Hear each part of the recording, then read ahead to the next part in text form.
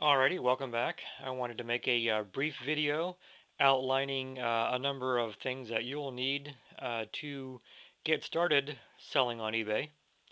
And I'll start first and foremost with the area that you'll be taking pictures in. I like to have a just a small corner of the house set aside. Uh, it doesn't need to be anything elaborate.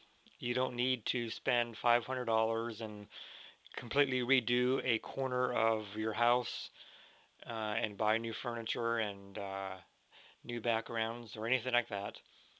What I'm using right now is a cheap, ordinary $5 card table that I just thrown some sheets over. And the purpose of the sheets obviously is to eliminate some of the background clutter. Like you don't want your coffee maker or the empty can of soup in your pictures. Ordinarily, I don't use sheets that have print on them, uh, but those are in the washer machine right now, and I just happened to grab these because they were handy. One thing that I do like to have, well, I kind of chose this area because it has a couple electrical outlets. Some of the items that I buy, for example, this old movie projector, uh, I like to have a power source nearby so that I can actually plug it in and show my buyers that it works. And also, uh, it helps having an abundance of light to take pictures with. And over here is a cheap $5 yard sale lamp that will provide some additional lighting to take pictures with. Alrighty, so I've kind of covered the table and the lighting. Now let's come over here and talk about some of these items over here. Uh, I keep about half a dozen little pocket calculators around the house because I'm always losing them. These come in handy for calculating any number of things. For example, if a buyer wants a really quick postage rate, these come in handy for calculating things of that nature. You will definitely need a scale of some sort. This is a rather old. This was actually my first 10-pound scale. This is the one I got before my existing scale. My current scale is a digital scale that's actually integrated with my laptop. I didn't bring it out here because I didn't want to disconnect the entire thing and have to reconnect it. Any scale should do. This one is accurate enough to give you an accurate uh, weight on your item for postage purposes. Let's see, some basic tools, a couple screwdrivers, a pair of needle nose pliers, and you may be asking, what on earth are you going to need tools for? One perfect example, some of the toys that I buy take batteries, and some of the battery compartments have a screw that keeps the battery compartment from actually detaching, and so I'm always I'm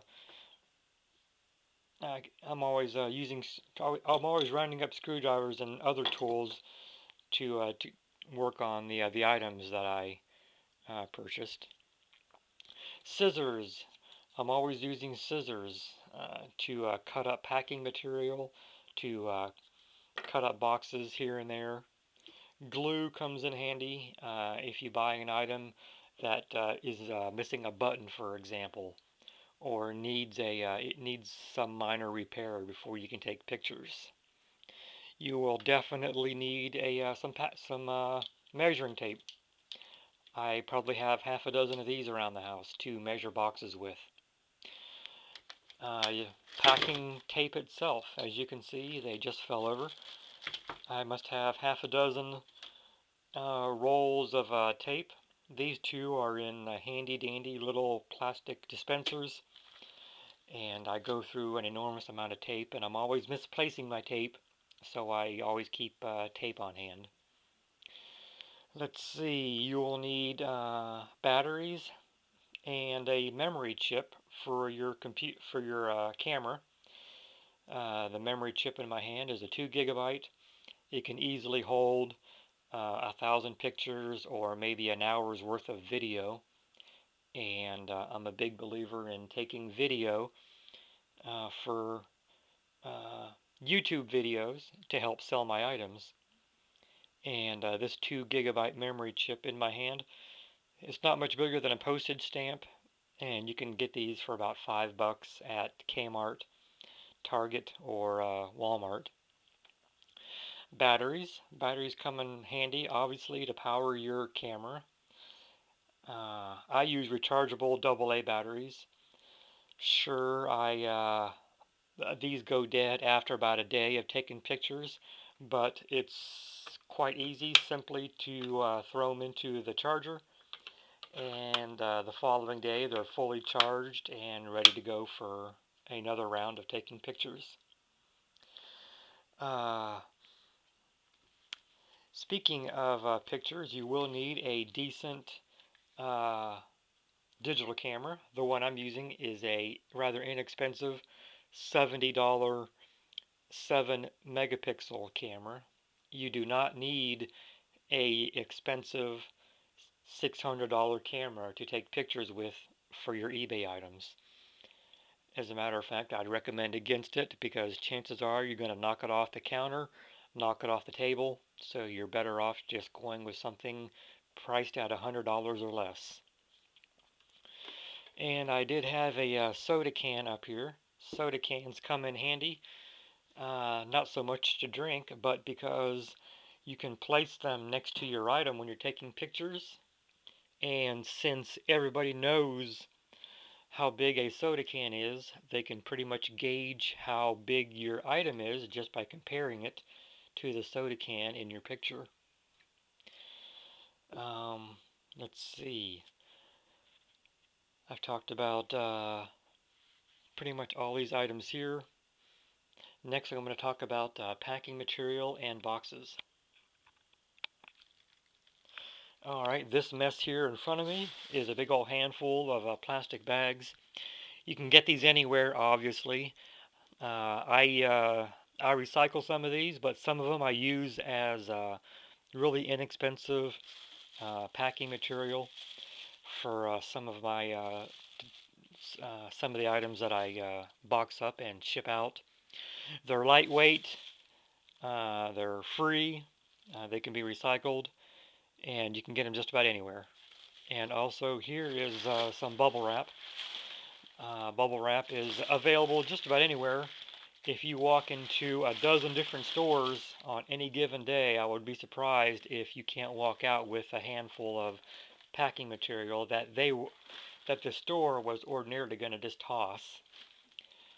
I personally never pay for packing materials, and there's no reason to when it's so freely available just about anywhere.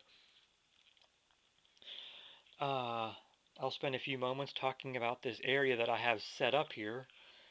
You do not need to spend a whole lot of money on a area to set up and take pictures on. The area that I have right here, it's actually in my kitchen. Right there is part of my stove. I just use a inexpensive $5 card table, threw some sheets over it to help eliminate some of the background clutter, and I can take pictures here all day long, and you would never know that my coffee maker and the empty can of soup is back sitting there behind behind the sheets. You do not want a whole lot of background clutter in your pictures and your videos. Let's see. Next, I'm going to talk about boxes. Let me go round up some of those. All right. Excuse me. Here's a number of boxes that I rounded up from the garage. As you can see, I have quite a few that various shapes and sizes. Uh, anytime I run across a box, whether I buy something or frequently I'll just walk into stores and ask them if they have any boxes that they're getting ready to toss. It seems like 7 out of 10 times they say yes, and sometimes they allow me to walk back and walk out with 10 or 12 boxes that I can use to box up items to send to my buyers. The only couple things I'll mention about boxes, if you find boxes that have barcodes on them, like right here's a barcode, uh, right here's another barcode, you want to take a marker, like a black marker, and mark out those barcodes because these barcodes will mess up the optical scanners at the post office. And also, one more note about boxes. The boxes that you use should not have address labels on them. For example, this one does. It's got a label on it, and it's got uh, these barcodes. So before I use this box, I'm simply going to grab a marker and mark those out so I can use them. This box here, it's a post office priority mailbox. If you walk into any post office, uh, larger ones are better at this. You can probably walk out with, I would say, a dozen or more free flat rate priority mail boxes that you can use. Uh, the only thing about these is, obviously, they can only be used at the for postal for items being shipped through the post office, and obviously they can only be used for priority mail. You cannot turn them inside out and use them. Believe me, I've tried. And another box, and obviously it has a label as well, so I'll be covering that up before you can either peel, this one actually will peel off. If it doesn't peel off, a simple black marker will cover up the barcodes and the address on this one quite nicely. And last but not least, I wanted to mention, I should add here that I chose this area of my kitchen for a couple reasons. It's easy. It was easy for me to throw up a couple sheets so that you cannot see any background clutter. Like I mentioned, you do not want your coffee maker or your half-eaten bowl of soup in your pictures or your videos that you make for your items. Additionally, kitchens always have plenty of electrical outlets, and some of the items I buy are electric, such as this old movie projector. I got this movie projector actually yesterday for $3 at a yard sale. I would be surprised if it sells for less than 40, and actually, I'm gonna try to get 50 out of it. But back to the story here. I like this area of my kitchen because I can easily set up a card table, throw over a couple sheets, and I have access to a couple electrical outlets so that I can easily plug it in. It's already plugged in right now. I can easily plug it in and make a quick video and show my buyers that it works.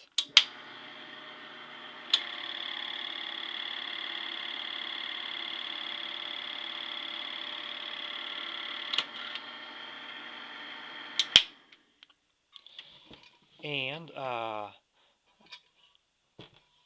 also mention that I also use a cheap yard sale, a cheap $5 yard sale lamp. Right here it is. Um, that's another nice added benefit of using my kitchen. Again, I have a number of different electrical outlets, and an extra lamp or two will come in handy as far as taking pictures and videos. You can never have enough light when it comes to taking pictures, and overhead ceiling lights are fine, but night inexpensive auxiliary lamps for additional lighting, why not use them if you have them? Alrighty, I've covered pretty much everything. Uh, that pretty much ends this video.